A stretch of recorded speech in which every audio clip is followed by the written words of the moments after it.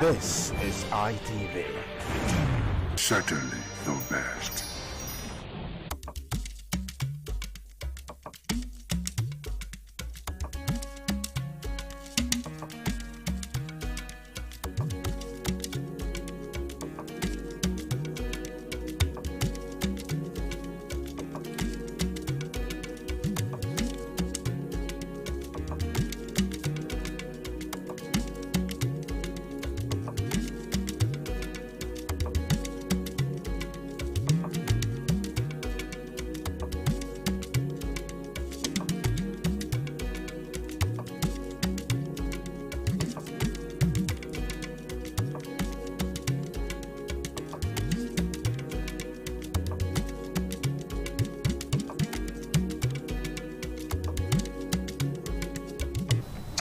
All right, a very beautiful afternoon to you, and you're welcome to our program on television, African Discourse, the program that comes away at this time every Monday on independent television. My name is Heather Zunukogi, and of course I'm the host of this program. Well, today on the program, African Discourse, we are going to be doing something that you never expect, but it's part of the discussions that we do, because when we talk about the program Africa Discourse, we look at issues on the continent of Africa. So today we are going to be talking about AFCON. I'm talking about the African Cup of Nations that started yesterday in Morocco. And we're also going to be looking at how it exactly impacts on the continent of Africa. And to discuss all this with us this afternoon, we are so privileged to have an affairs analyst. And if you like, you can stretch it further to call him a foreign affairs analyst and also a sports enthusiast. He's also a political analyst too. Please join me to welcome Ahmed Mamadou. And Ahmed Mamadou is joining us virtually this afternoon, all the way from Houston in the United States of America. Mr. Ahmed Mamadou, good afternoon, and you're welcome to the program. Good afternoon, Evans. Good morning to your viewers. Good afternoon, rather, to your viewers, and thank you for having me on the show.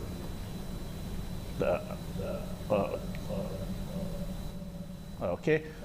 All right, so let me say compliments of the season to you. Merry Christmas in advance, and a prosperous New Year in advance to Ahmed Mamadou. Thank you so much. Thank you indeed. All right then. All right, so like what I said, that we're going to be looking at AFCON, the African Cup of Nations, how it impacts on the African continent. Now, I'll give you a background of the AFCON because we are told that the African Cup of Nations, commonly referred or abbreviated as AFCON, and officially known as the African Cup of Nations, is the main biennial international men's association football competition in Africa.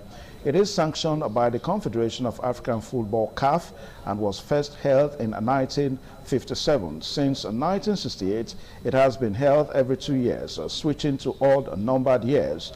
And in 2013, and on the 20th of December 2025, it was announced that the competition would revert to even number years and become a quadrennial event taking place in leap years from 2028. In the first tournament in 1957, there were only 3 participating nations, namely Sudan, Egypt, and Ethiopia. Then South Africa was originally scheduled to join, but was disqualified due to the apartheid policies of the government then in power.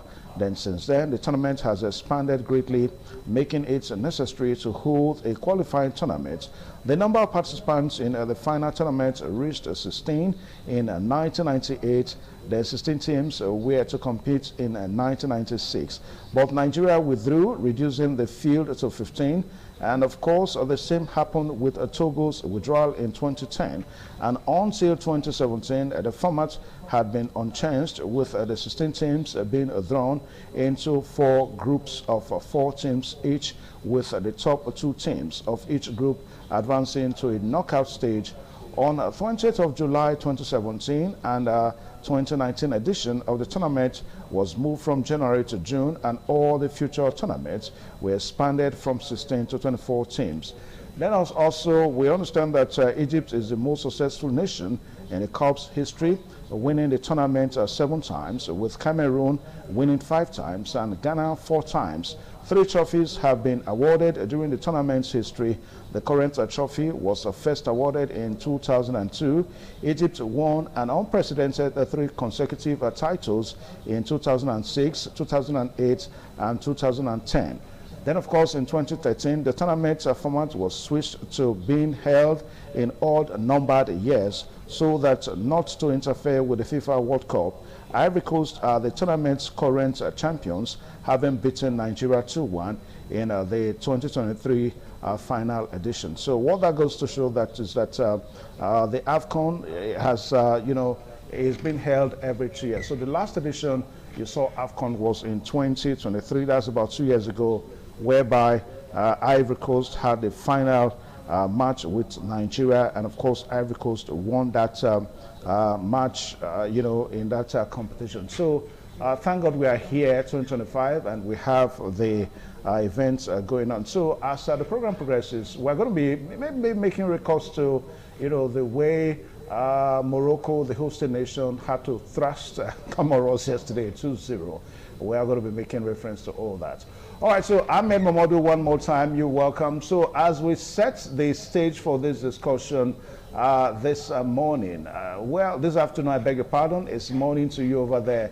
So when we talk about AFCON, what exactly comes to mind? I mean, as an African and maybe as a sports enthusiast, what comes to mind when we say AFCON?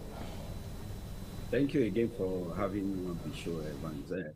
Good afternoon again to the viewers. And I think the AFCON is a celebration of the unity of the African countries in a sporting arena, similar to what is done in other continents, the European Union, the USA, etc., for example. And then it gives us an opportunity as Africans to engage in a form of brotherhood and celebration of our own sporting skills and abilities, and to bring to light some of the talents that the world stage will not ordinarily allow us to present them.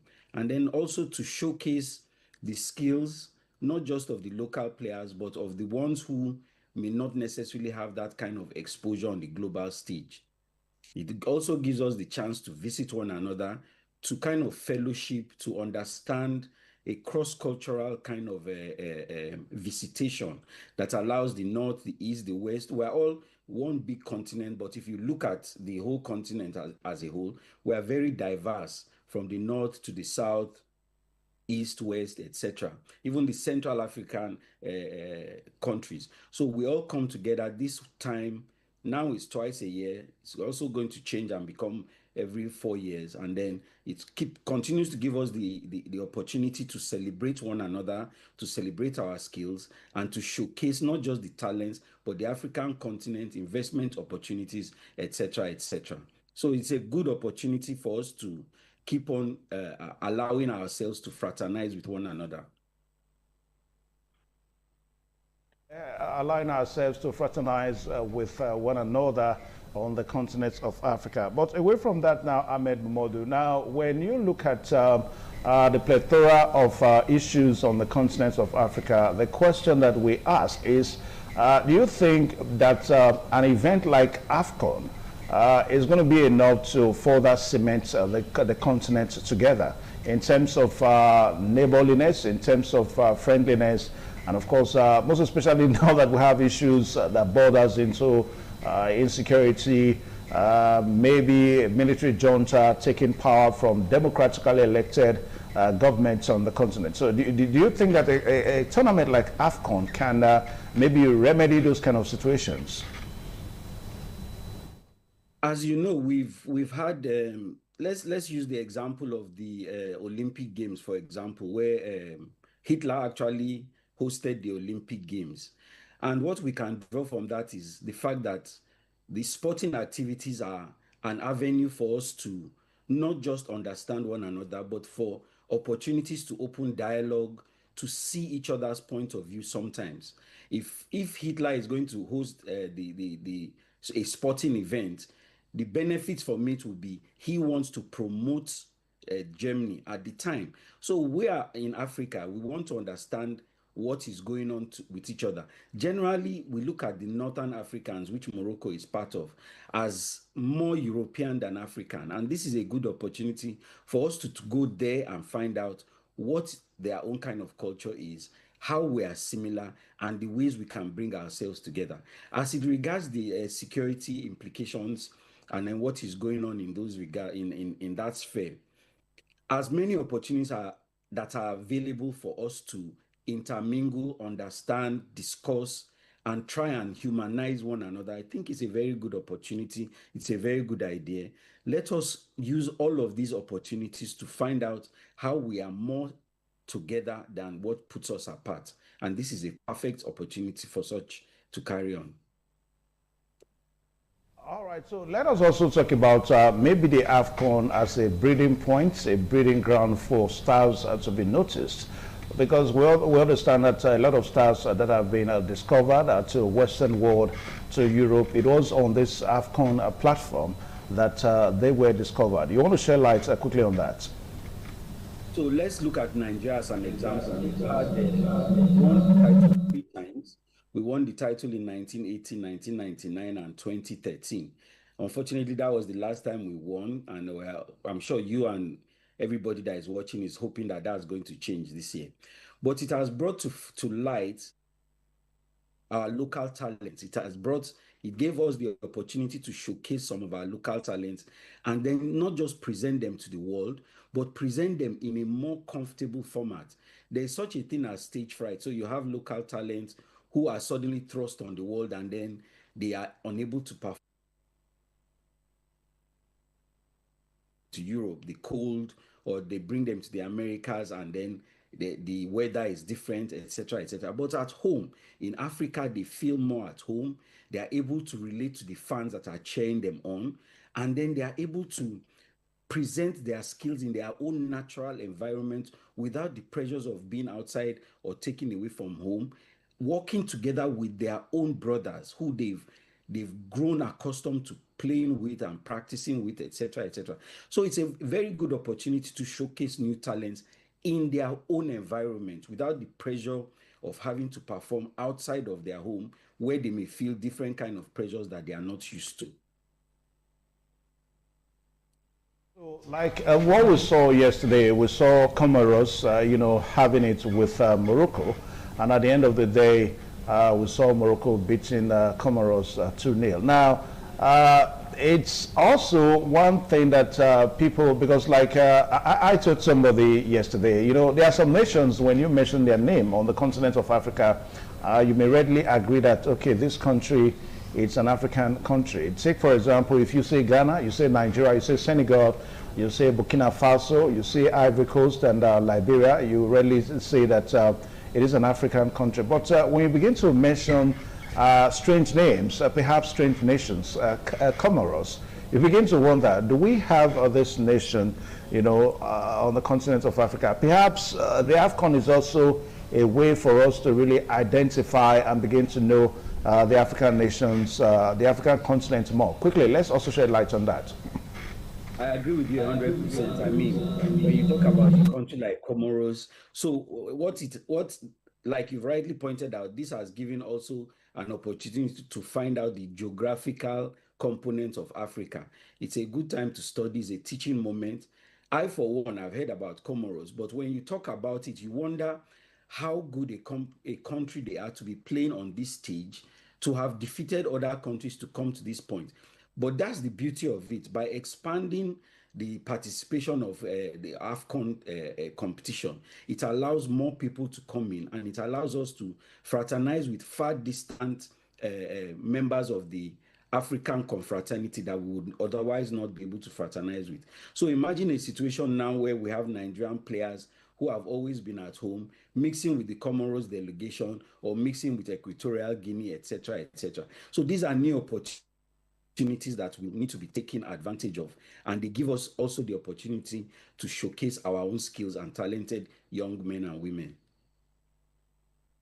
So again, the hosting nation now, Morocco, I remember it was on this program that you and we discussed when preparations were on top gear, about this tournament, this AFCON 2025. Now we saw Morocco almost turned into a country of war. I mean, it was the first time we saw a set of people known as the Gen Z to population. In other words, young people in Morocco, young Moroccans took to the streets protesting, asking the government to pay more attention rather than hosting this kind of tournament. Now, I don't know, because it looks as if that some persons in Africa may not just be on the same page with the governments of the day. What do you think is really going on in this regard? So I think opposition to spending in any regard is a normal thing. What the youth at the point in time, I think our discussion centered around that, was their insistence that this money should not be spent on outsiders when there are so many key parts of the economy that haven't been developed. They were talking about healthcare, they were talking about local infrastructural development, they were talking about access of funding, they were talking about job creation, and they were just generally talking about the whole quality of life. And they felt that the government at the time was spending too much resources to allow outsiders come and celebrate the AFCON. But what we have seen is that it can be a win-win situation where the government uses the money to create infrastructural development that is to be used beyond the celebration of AFCON. I think everybody feels a little more settled. All of those agitations haven't entirely gone away. But as you know, football always brings people together.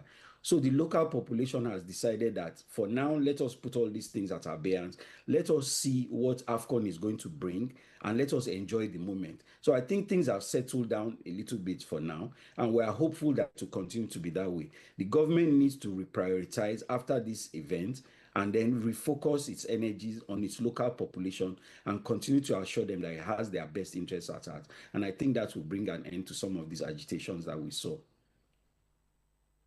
So like we said earlier on, I mean, talking about when the AFCON started sometime in 1957, when we had the first African Cup of Nations. Now, it's been about 67, 68 years that we've had AFCON.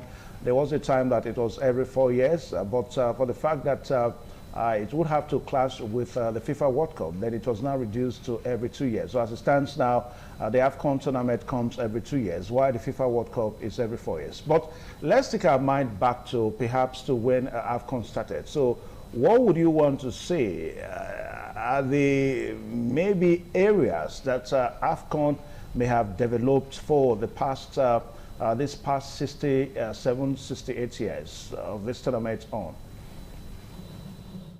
So I think just beyond the AFCON itself, I think we should have developed to the point where I think the women tournaments, possibly youth tournaments, and then not just all of these tournaments, but even avenues that local talents are able to harvest. Perhaps we're talking about academies, schooling opportunities, and other areas that they will focus more, not just on the physical development, but academic and some kind of educational development.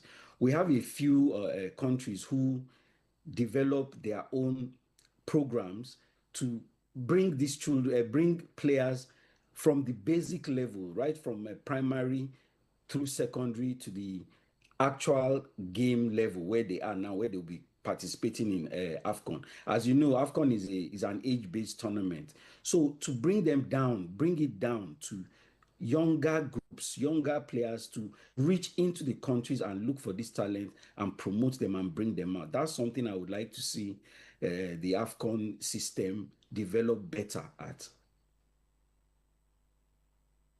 Young talents now, instead of having a tournament that only is for sports. So you're saying that the kind of competition should also be spread into some other aspects of life. Take for example, in education. Is that what you're saying? Yes, that's what I'm saying. I'm saying soccer academies that not just focus only on football, but they focus on other sports, academics, and even scholarships that allow them to, build the children, build players from the grassroots, build them soundly academically as well as physically for the sports. All right, so over the time that this competition has been for, I mean, for the past 68 years now, we understand that there are some nations that may have dominated this competition. Take, for example, a country like Ghana that almost dominated the 60s edition, to the disadvantage of so many other countries. And we've also had the like of DRC, Democratic Republic of Congo. Then also we have also had the like of Liberia. Then now we have the like of Morocco. These are nations that are said to have dominated even in the likes of Cameroon. We understand that between 1980 and 1990, Cameroon managed to reach the final of the Africa Cup of Nations 3 times in a row, winning the competition twice in 1984 and of course in 1988, and losing once on penalties against Egypt in the 1986 edition. And the other dominant team during this period was Algeria, along with their solid 1982 and decent 1986 World Cup appearances. Now, what we're trying to say is that there are some nations that have dominated this AFCON over the years. Like what I mentioned, we have Ghana has been mentioned there. Then even the likes of Morocco has also been mentioned. Now, what would you say? Because it appears that is it necessarily the fact that some nations seems to have been more exposed to the prowess, to the ability of winning these tournaments, at the disadvantage of other nations? Is that exactly the situation? So football is one of those ephemeral sports that is difficult to pinpoint what it is that allows one nation to prosper above another. We have a large population, and one would think that our population will lead to dominance in that football field, but that has not been the case. My surprise, like you pointed out, if you look at the tables, you will see that Egypt has dominated it by winning 7 times, followed by Cameroon 5, Ghana 4, and then Nigeria and Ivory Coast are tied at 3 times each. Now, let's also point out, not to forget that Ivory Coast, I think, is the current champion. So, but when you look at a country like DR Congo that is also on the table of one of the frequent winners, and then Algeria, to the detriment of other countries that you think are powerful footballing nations, then you begin to wonder what is the main ingredient of it. To my mind, I would think it is some kind of affinity to the sport. Some of these countries have more of an affinity to football than any other sport. Some have it to cricket, some of them have it to basketball, etc., etc. So maybe that's one of the things. But I want to see Nigeria climb up this ladder and then come to be not just an economic powerhouse, but also a sporting powerhouse. We need to be able to compete with the likes of Egypt and find out what their secret is. Their secret to have held that title for 7 good years, 7 times, and then come up from third, only having held it 3 times. Possibly we are going to make it a 4th this time and then climb up better. But we need to do better to engage our sportsmen and women and to encourage them to bring out their talents at this level so that we are more competitive and that we are more successful when we go into competitions like this. All right, so let's quickly talk about South Africa. I mean, South Africa has been in this tournament for quite some time, but if we go into history, we understand that in the 90s, the South African nation, that was during the era of the apartheid. South Africa as a nation went through the apartheid period and all that, and that affected the country a great deal in their performance in the CAF competition. In the AFCON competition and all that. Now, what would you say about that, quickly? So South Africa has been in a unique place where it was dominated by foreigners who claimed to be Africans.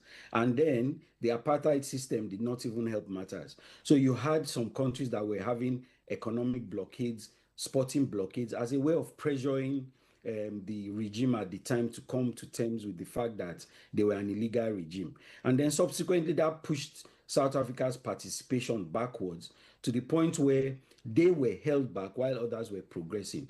Now South Africa is trying to catch up with some of these things. And in fact, they are dominating in a lot of sports. But I think a little time is going to come between when they are able to harness their full capacity and when we are going to see them be able to come out fully and dominate some of these sporting activities. Apartheid was the holdback. Now they're free. We are hoping that our brothers and sisters in South Africa are going to be able to make up the lost time they've spent and then come back into the Committee of Nations fully as a full-fledged member and want to be in the brotherhood of the African Committee of Nations when we celebrate things like this. Now, there is also a sister competition that perhaps involve the whole world. I'm talking about the FIFA World Cup. Now, as we have the AFCON competition only for African nations, every 2 years we have the FIFA World Cup. Now, what would you say? Let me put it this way. Would you want to say that it is the AFCON that may have impacted on the FIFA World Cup, or the FIFA World Cup that may have impacted on the AFCON? So if we look at the dominance of the players by ratio in AFCON versus FIFA, I want to say it's a symbiotic relationship, which is why we had to kind of make room for the clashes between AFCON and FIFA. It's easy to understand that once a player is taken out of his own comfort zone and he plays, for example, in the World Cup, he now becomes a national player. He now becomes a world player. But the interesting thing is where you see players from one nation that are participating in another nation. For example, if you look at the World Cup players for France, you would think you are talking about an African country. It's predominantly dominated by African players of African heritage. So it becomes an interesting, when you put that example, is it AFCON that is dominating the FIFA, or is the other way around? I think it's something that keeps on going back and forth. If you look at France, we have a lot of African players who are not just thriving there, they've taken over the whole thing. And it's happening in a lot of these other countries. So definitely AFCON is going to play a part where a lot of the talent is going to come, not just from Africa, but from Nigeria in particular. We've seen that happen, we've seen that explode, and we want to continue to hope that our players will keep on matching the skills that is required to play on the world stage and making us proud as they do that. So the program is still African Discourse on independent television. We'll quickly go for a short break now, and when we return on the other side of time, we're going to look more how the AFCON has really impacted impacted the world, as it were. I mean, just as what guest said, Momodu, he said that the AFCON has been a breeding point, so whereby stars have been discovered, and these stars are Africans, and they are found almost everywhere on the surface of the earth. So when we return, we're going to be looking at how come these stars, I mean, the likes of Osimhen, the likes of Kanu Nwankwo, and of course the likes of once upon a time Rashidi Yekini, those guys, they were stars, but they never really stayed back home to really express their stardom, as it were. So when we return on the other side of time, we're going to be looking at all these whole issues. Please hold on.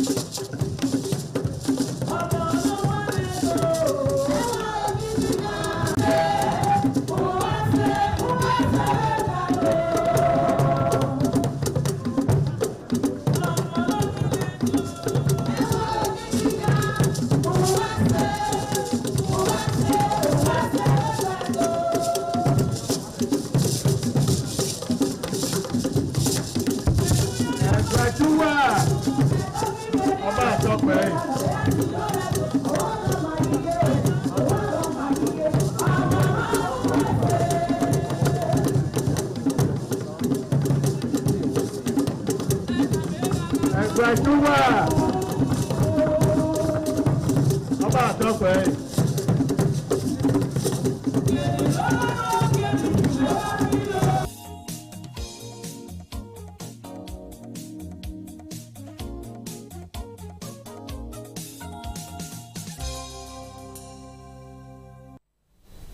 All right, thank you one more time. In case if you just joined us, the program is African Discourse on Independent Television. And on this program, we'll look at issues on the continent of Africa.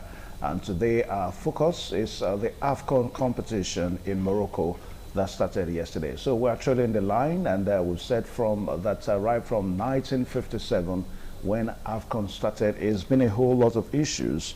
And we have looked at how the tournament started every 4 years. Once upon a time, it was every 4 years. Then it moved to every 2 years, and back again. And then finally, it settled at every 2 years. And there was also a time that the tournament was set for every odd years. Then also to every even years as it stands. But as it stands now, it's every 2 years, and I think that's the best arrangement so far, so that it does not coincide with the FIFA World Cup that is every 2 years. So we've been talking about that as the program started, and our guest on this program has been Ahmed Momodu, who is joining us virtually all the way from Houston in United States of America. Now, Mr. Ahmed Momodu, we have so many stars, African stars, football stars, and for the purpose of this, perhaps I may just mention their names. We have the likes of Kylian Mbappe, of who we understand that plays for Paris Saint-Germain in Europe. Then is an African, is of African descent. Then we also have the like of Gordy Gakpo of Liverpool. He plays for Liverpool. Is of African descent. Then Antonio Roja is of Sierra Leone, and he plays for Real Madrid. And also we have the likes of Irelin Chouameni, and he plays for Real Madrid. And we also have the likes of Ansu Fati, who plays for Guinea-Bissau.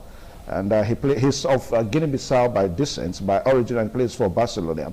Then we've also had the likes of our Nigerian players, the likes of Finidi George, Kanu Wankwo has been there. Then Gigi Okocha has been there and all that. Now, these guys made their home outside the continent of Africa. In other words, they never stayed back to, to be part of the stardom that eventually found themselves outside the continent of Africa. Now, what would you say, in your own way of looking at it, what are those factors, those issues that have kept them away? Let's begin to itemize them so that has it been political factors, political issues, economic issues, and all that have made most African stars to have left the shores of Africa and find their stardom outside the shores of Africa?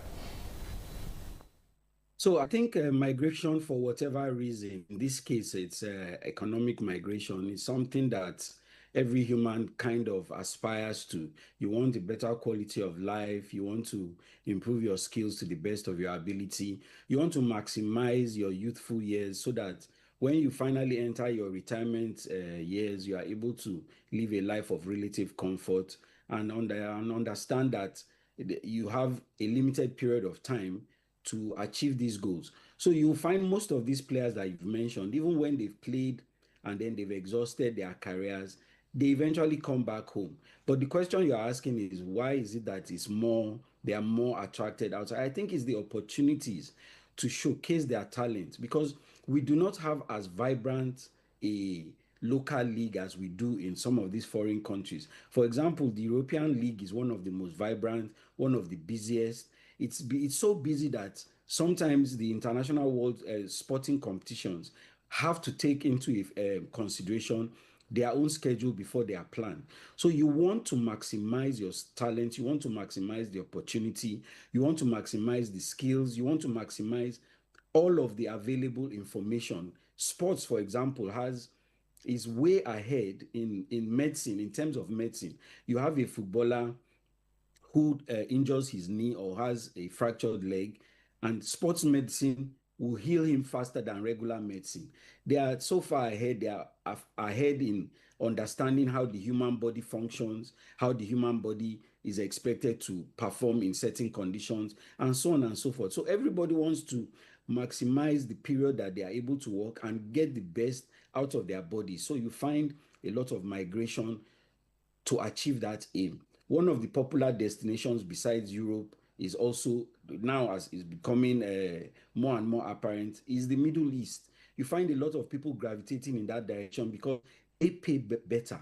So in the twilight of some of their careers, after they've exposed themselves to the European League, they now retire back to the the Middle Eastern League, and then try and maximize those final twilight moments and reap as much financial benefits as they can. So let's not worry so much about how it is that they move or what it is that they do. But when the national call comes, and a lot of them answer the national call, we've had so many players who come, and unfortunately, we've even lost people who have come to answer the national call. If you recall the case of Sam Okaraji and so on and so forth. So we need to encourage, by and large, we need to encourage not just the local talent to build and fill in those gaps, but we also need to encourage the ones who feel greener pastures are where it is available for them. But whenever the national call comes, they come back and answer, as is the case as is going on right now with NAFCON.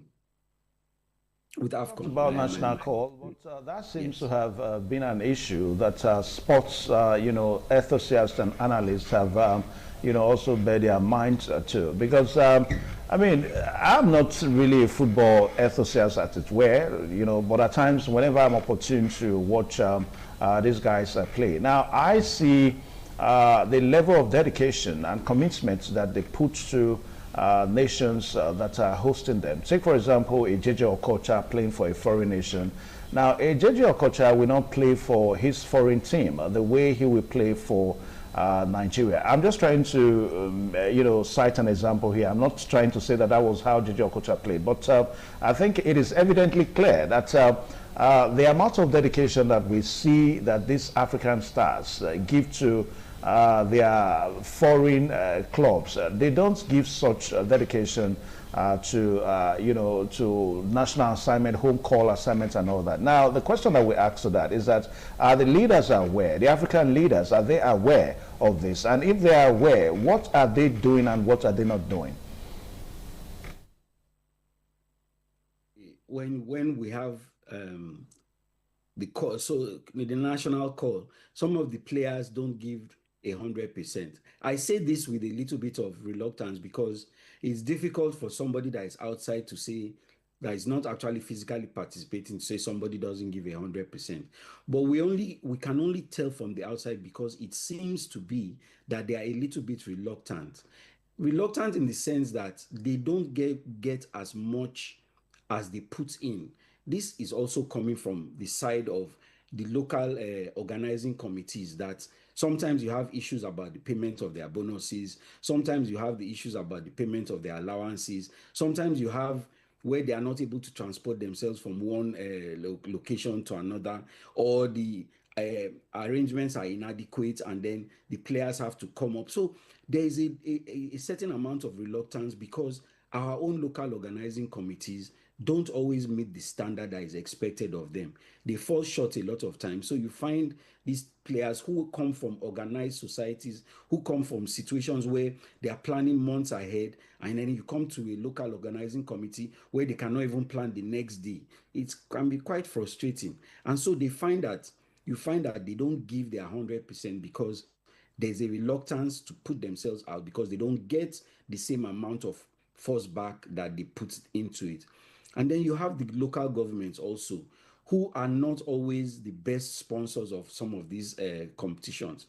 They don't allocate enough resources, manpower, time, or even energy to making sure that these goals are met ahead of time so that there's a seamless transaction, there's a seamless operation when the players show up and then when they want to perform or participate.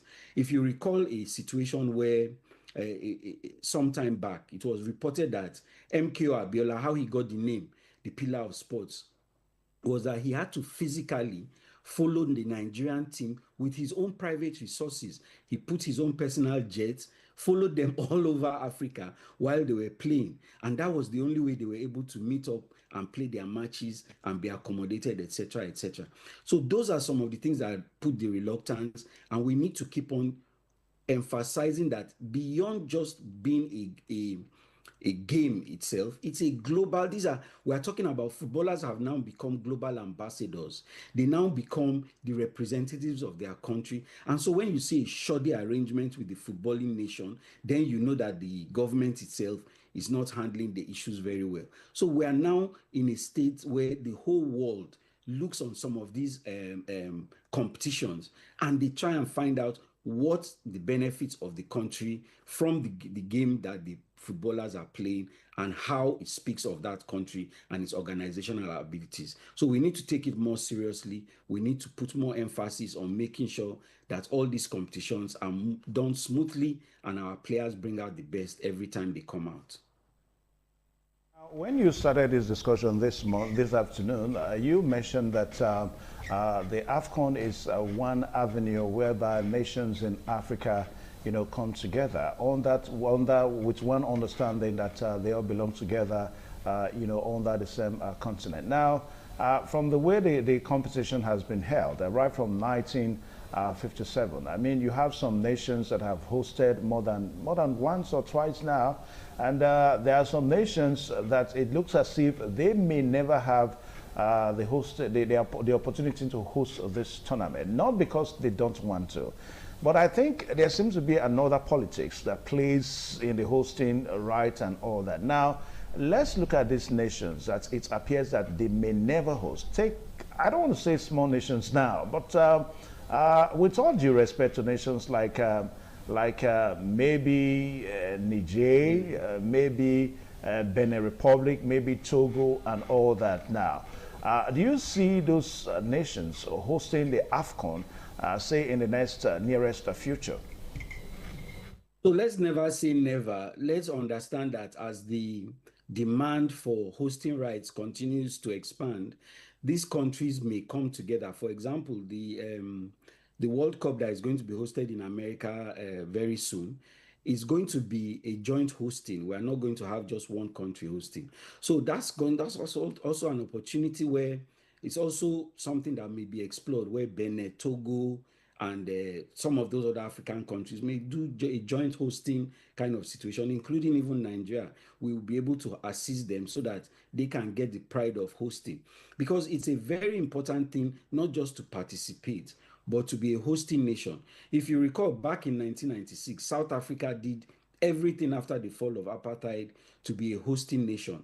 And they went all out to host the competition, the AFCON competition at the time. They did so well that they even won the championship of the AFCON at the time. So it's a thing of pride that all these countries are looking forward to. We call them small nations, but they can come together to come and host. You can have 3 or 4 countries that are in the same geographical location come together and host this competition. So let's not just look at it from the point of view of the size. Let's look at what is possible, because as the world becomes bigger, it also becomes smaller when we have that partnership. That also allows that integration that we're talking about. Imagine a situation where Benin, Togo, and a few other countries around there decide that they want to host globally. Now you have the French speaking, you have the English speaking. Imagine the diversity of it. So it's a beautiful thing. I think it's something that we all look forward to, and it's possibly going to happen in the near future. All right, so quickly, as we comment at this end now, let's talk about 1 or 2 countries that are in this AFCON edition. Burkina Faso is there, the almighty Burkina Faso. Now, in African politics, some leaders begin to see the Burkinabes, maybe because of their leadership position as it stands now. I mean, Burkina Faso is being governed by a military junta, but they are at this AFCON. Ahmed Momodu, I don't know if there is any relationship between whether a nation is being governed by a military junta and the appearance of that same nation in the AFCON. Is there any relationship? Is there anything that we should bother, or you think there's anything we should talk about, in that regard? So I think sports has generally been one of those areas where even juntas that take power and then come undemocratically onto their leadership stage have kind of shied away from involving themselves too much in. And even the regional bodies have kind of tried not to isolate countries that don't have democratically elected governments in place from pushing them aside, because it also forms an avenue, like we said earlier, it's a diplomatic avenue that needs to be explored. You don't just take away the pride, the pride, the sporting pride of a nation by refusing them access to some of these things. So yes, Burkina Faso is currently under a military dictatorship. Yes, everybody in Africa and West Africa in particular is saying this is not something that we want. But as much as possible, we still need to involve them in these things. We still need to carry them along so that even the people don't feel neglected, they don't feel cast aside, they don't feel subjugated to the will of those who are bigger than them and able to dictate according to them. So some of these things, the politics is local. When you come to a regional or global stage, you want to put these things aside for the moment of those competitions, and then everything resumes as soon as the competition is over. So we'll welcome them for now. We'll keep having dialogue with them and hoping that things will normalize in those countries in the earliest possible time. Just wrap it up quickly on the economic value that you think that this tournament is going to bring to the continent, quickly. So you have so many. We have a global showcase, like we talked about. We're showing all of our players. We're showing all of our talents. There's infrastructural and economic growth particularly for the hosting nation. Morocco has used that to their advantage, and they are coming out to tell the world that these are their avenues and the things that you can come in and invest. We have the youthful population that is now exposing itself and its talents to the world. We have in economic and infrastructural growth. We have cultural and national pride. National pride is something that is very important to the hosting nation. So however you look at Morocco, beyond this, every time you think about Morocco, you will not think of them not just positively in the way that they hosted, but also the things that they were able to bring about cultural rebirth, and then how they promoted themselves to the world. Then you have also a global appeal. So now Morocco is being mentioned at least for the next 2 weeks. Everything Morocco, Morocco, Morocco. So everybody's focusing, everybody's looking, what is Morocco about? You have more interest in the national, in what Morocco is able to bring to the world. So this is a time for them to promote themselves, and all the participating countries also have this opportunity to showcase themselves, their talent, what is good about them, and what they want the world to see. All right, I want to say a very big thank you to you, Ahmed Mamoudou, our guest on the program today. And we'll be looking at AFCON, that's the African Cup of Nations, and right from the time it started sometime in 1957, and we've seen how it has the time of the competition, talking about the time it has to be done, how it has changed. At once upon a time, it was every 4 years, from there to every 2 years, and to odd years and even years, and later on it moved back to every 2 years. Now, for some of the fixtures that we have, like today, we understand that Mali is going to be playing with Zambia at 3 o'clock. That's Nigerian time. Then South Africa is also going to be locking it down with Angola. Then Egypt, and also taking a dive on Zimbabwe. All are the three. All these are the three matches that we have today. That's today, be 22nd day of December 2025. Well, we are going to keep tabs and see how it goes on.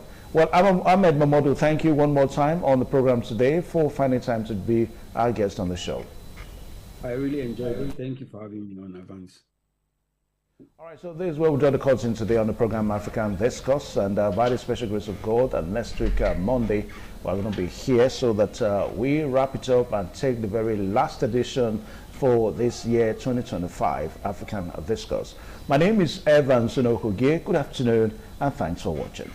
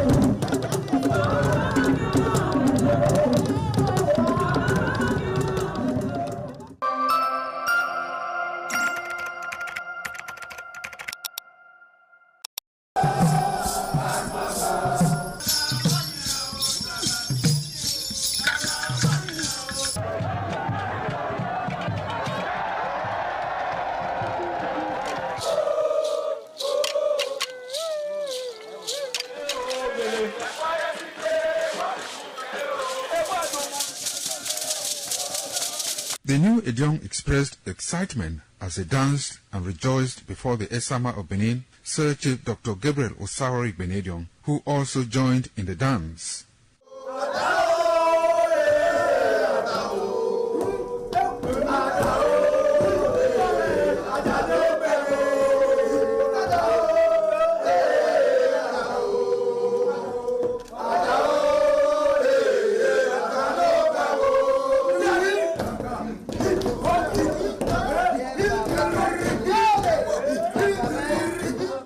As visiting and paying of homage to various homes of senior elders continued, the initiates spent 7 days performing diverse kinds of rites as required by tradition. They were furnished with rules and regulations regarding their new office as Edion. That I grew up in this community to the point that they have now also chosen me as an elder in this community. It's a thing of great joy. All thanks to the Esama of Benin, my people, my family, everybody, all Okada community for this great honor. I am very, very grateful. Well, this is my brother. I'll call him my uncle because he grew up with my father. I'm so proud of him because we are doing the same rituals as the Edions of the Okada. It is our duty for us to make this place a greater place, for outsiders to come and see the goodness of God in Okada. And I'm proud of every one of us here. So shall it be to each and every one of us in Jesus' name. Odion ma Okada zima Esama zima Dion Bona zima Dion Obala zima Dion Manawe Mari Esama Dion na Nimado Pom Esama Nimado Beken Esama Emana Dio Wena Esama Magbeken Osaba Obuyo Bitone Aba no get Tony Maga no Diami Magame Manido Beken na. This is ITV. Certainly the best.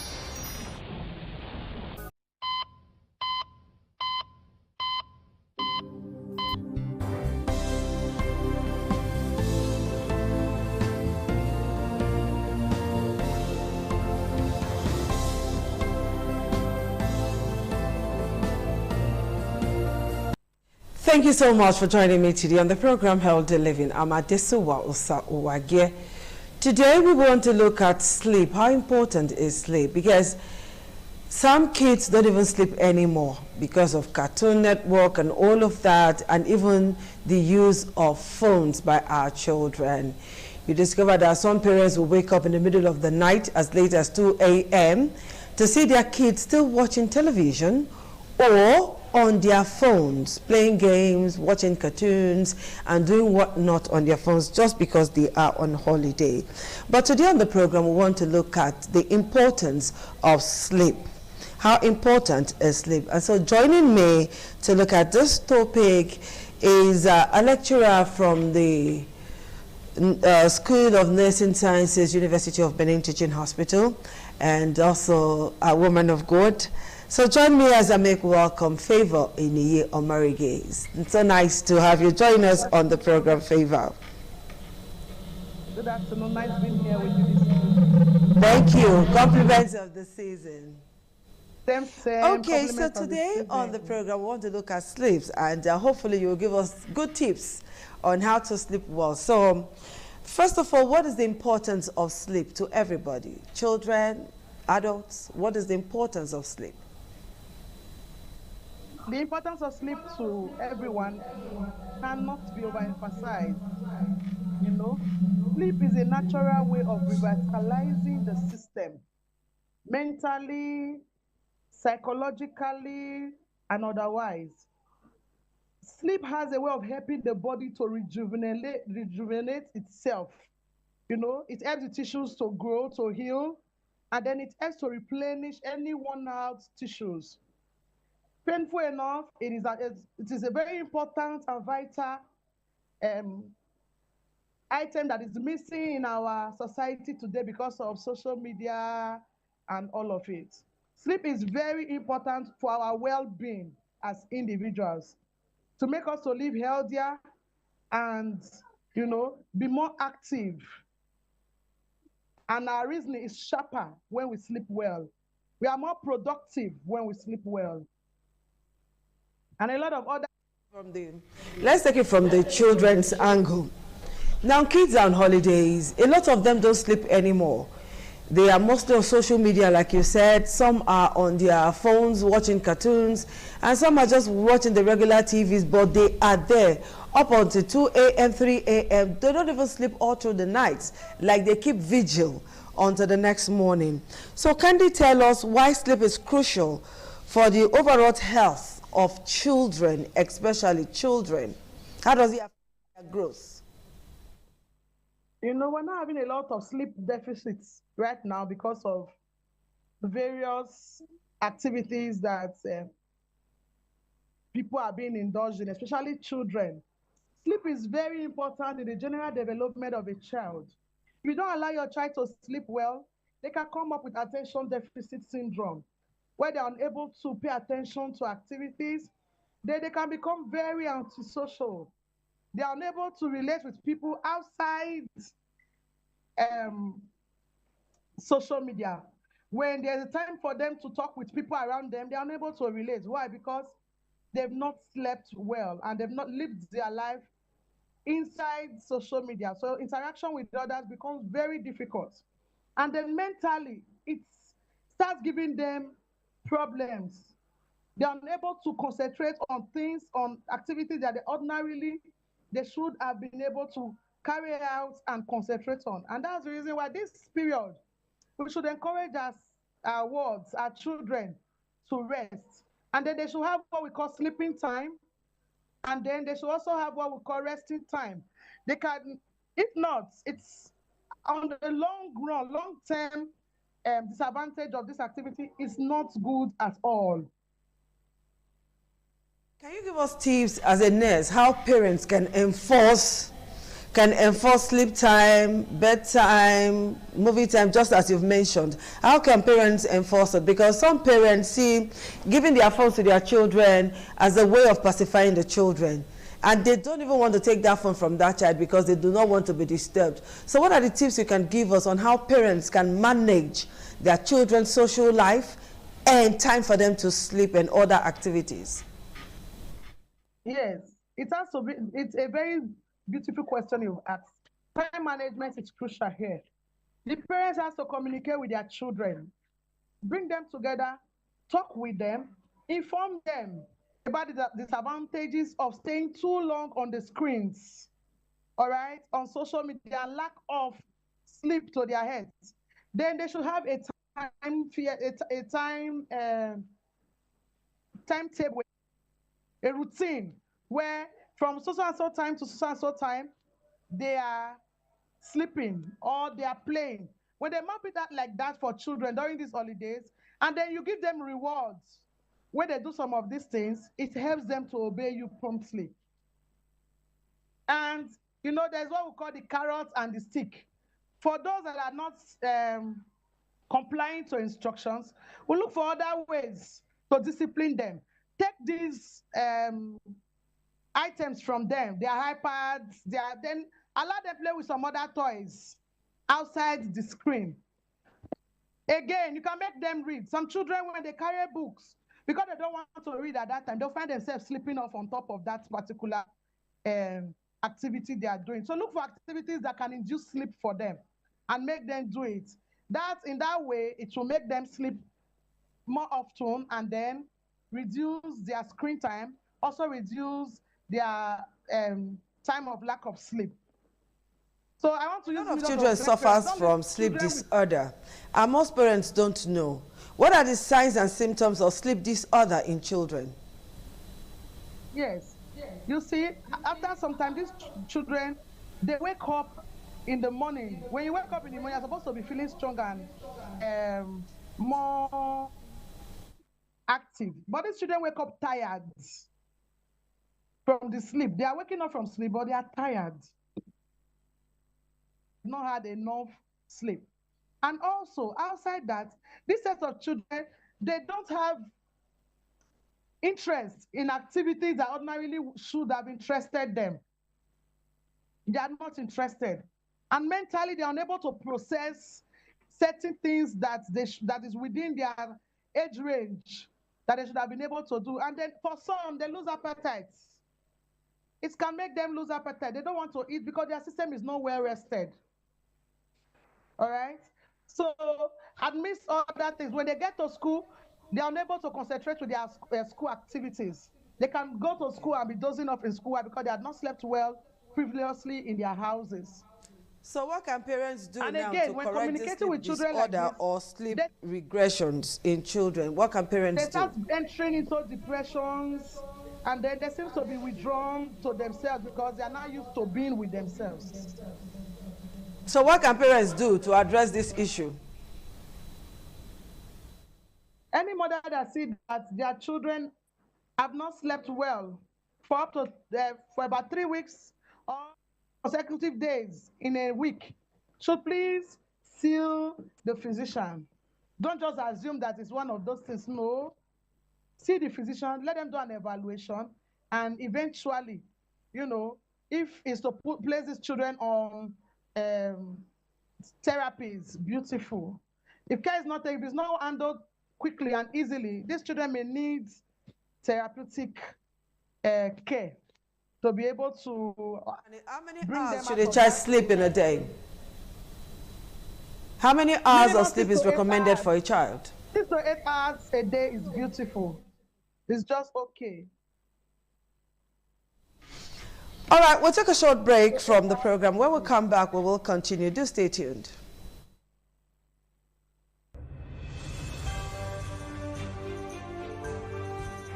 As the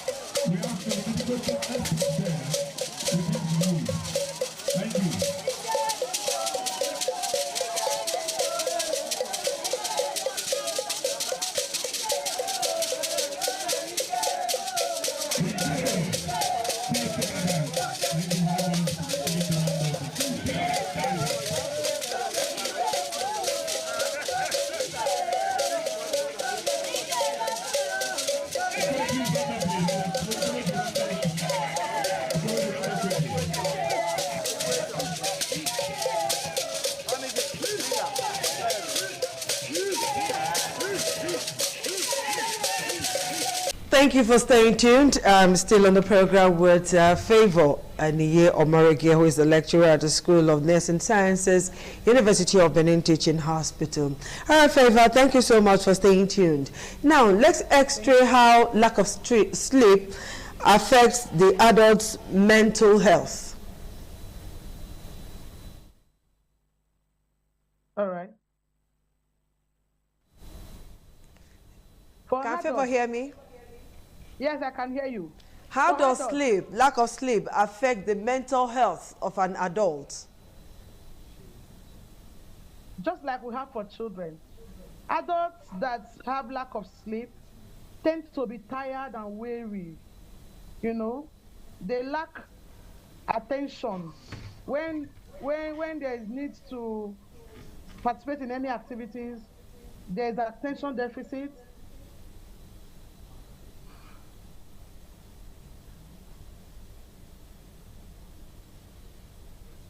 All right, we seem to be having a little bit of network challenge there.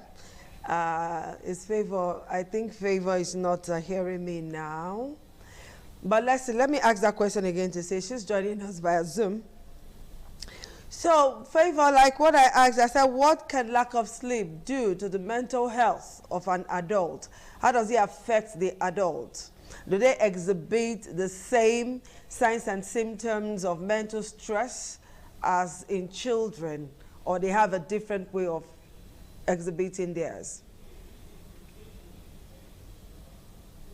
Oh, can you hear me? Very well. All right, Favor, yeah.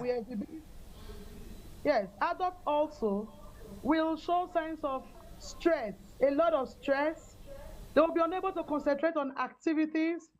There's this burnout, you know, and then it aggravates to depression for some.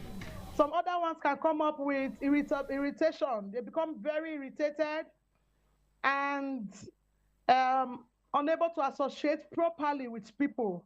It starts distorting their relationship because they've not been able to sleep well. And then they start deteriorating in their health. You know, lack of sleep can lead to some terminal conditions like diabetes mellitus, hypertension, all right, mental disorders like depression and so on. So we advocate good sleep is good life. Persons don't see sleep as very important. A lot of adults don't see sleep as very important, and some who see sleep as important cannot sleep. There are some persons that will hit the bed, maybe say 9 o'clock or thereabout. They will not be able to close their eyes. They will not be able to sleep. And others will go to bed with their phones. How can such a person sleep? So that person who is looking for sleep, who is finding it difficult to sleep, who is thinking about everything in this life, everything but sleep, how can that person find sleep? Because we've been able to establish the fact that sleep is very important for everybody. For the overall well-being of a human being, sleep is key. So how can that, because there's so many people who cannot sleep, no matter how much they do. So some are depending on drugs. They need to stimulate it by using some drugs or the other to find sleep. But how can somebody normally help himself to sleep and sleep well without waking up like 3 or 4 times in the night before daybreak? Beautiful. One of the ways that one can sleep and sleep well without having to wake up, too frequently is at least 2 hours before bedtime. Do away with screens, whether television, phones, iPads, computers. Stay away from them. When you stay too long on the screen, it's as a way of, impeding sleep from coming early enough. And also, late eating. Some people eat very late in the night. When you eat very late prior to your sleeping time, there's a tendency that you'll be discomforted to sleep. And again, we encourage persons that before you sleep, while you hit the bed, you have a lot of beautiful memories that you can actually, think about. Rather than thinking about negative things, think about sweet memories, things that make you happy. And, for some persons, they can just decide to hold their Bibles, and in the process, they can sleep off. Again, I don't encourage people to continue to take pills to sleep unless they've seen a physician and then it was prescribed and recommended for them. I would also encourage them to continue on it for a very long time, because these drugs themselves do have their side effects. So if you want to sleep and sleep well, and they don't drink too much water towards the evening hours of the day, because if you drink too much water towards the late hours of the day, you are likely to get up in the night to go and continue to urinate. And some persons, once they get up once, to urinate, they may not be able to find sleep again. Right? There are also other things that you can take. Take light food before as dinner, or eat your last meal early enough before your sleeping time. I think that will help to promote sleep, rest and sleep. Bathe. You can do warm massaging, mind massaging on yourself. There are some mind exercises that you can actually do too before bedtime. And all of this will help you. You wouldn't need any drug to be able to sleep. So I've talked about diet. I've talked about habits with screen. I've also talked about not taking water too late in the evenings and all of that. I think that will help also. Sleepwalk. You find somebody is working, but that person is actually sleeping. Is there a cure for that, or is it a therapy thing? Both children and adults. Adults sleepwalk, children sleepwalk. So what's really the cause of sleepwalking? In sleepwalking, this is not a very common condition, but it does occur. And people that have conditions like that should see the physician. Okay, but there are some that will not see the physician. Instead, they will attribute it to something else. Is there any therapy that can be done before seeing a physician? When they are tired, at least all of us, we know our body, you know how tired you are. When you are tired, sit down. Give yourself some time off. And that's what some persons will never do. They are not truthful to themselves. They are not truthful to their bodies. When their body starts giving them signs that you need to rest, you need to rest. Some of these persons will refuse to rest. So if they're able to monitor themselves to know that I'm tired, I should sit down and rest. At that time, they won't have to be sleepwalking. They'll be sitting and sleeping instead. Okay. All right, Favor, this is where we wrap it up on the program Healthy Living today. I want to say thank you so much for finding time to join us via Zoom, despite your very busy schedule today. Thank you so much for finding time to be with us on the program Healthy Living. And compliments of the season. I'll be in your house to come and eat rice and chicken. Hope you would invite me. Very much, ma. No issues at all. You are most welcome. Thank you very much for having me here. Thank you. You're welcome. All right, people, this is it today on the program Healthy Living. You have heard how important sleep is to your overall well-being, especially for kids. All right? Be able to prioritize sleep in the life of your children, and of course in your own life too. Screen time, bedtime, playtime and all of that. And once in a while, take their phones from them, deprive them from using the screen so that they can have a balanced life. Thank you. We'll see you again, and compliments of the season.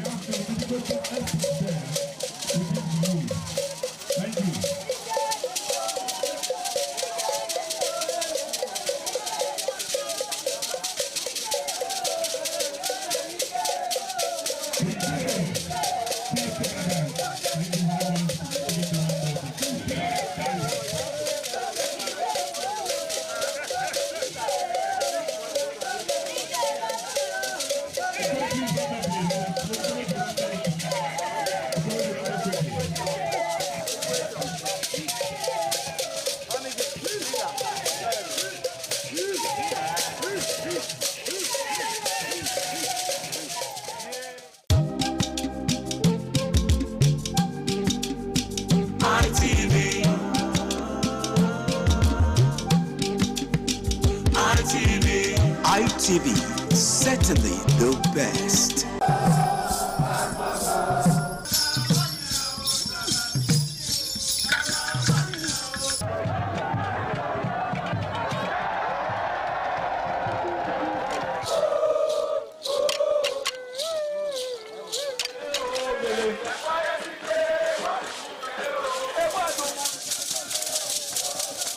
The Ekoko masquerades from Ute village, whose cult is connected with Obaeware and his mother, Elere, appear on this occasion to bless the Oba.